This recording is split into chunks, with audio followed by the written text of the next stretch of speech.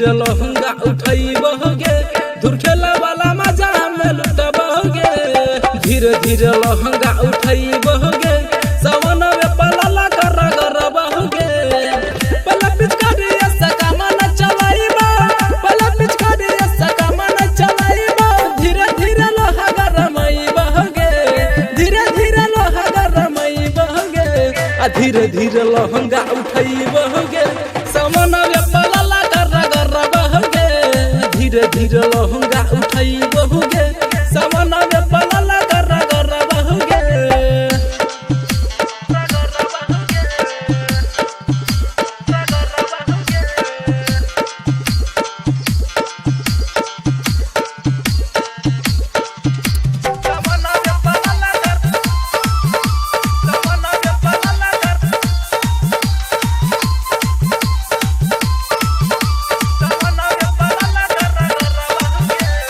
होली वाला मजा कोनो छोरावा ने डाला कबो हमारा मसटवा करो सबे सिमलबा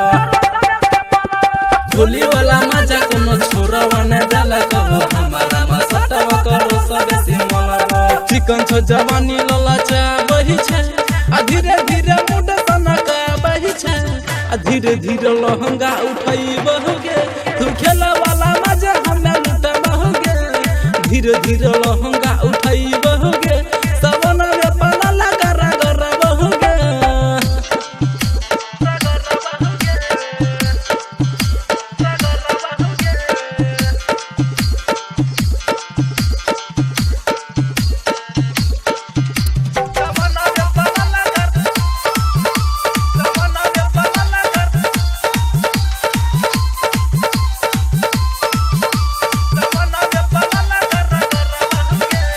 डीजे पर नचा के तोहर फेर देबो चोली नंदन बिराना वास खेला भिजे होली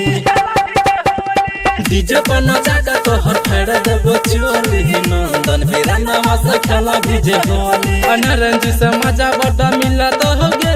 सवन में पलाला कर बहोगे धीरे धीरे लहंगा उठाई बहोगे सवन में पलाला कर बहोगे धीरे धीरे लहंगा उठाई बहोगे सवन में पलाला कर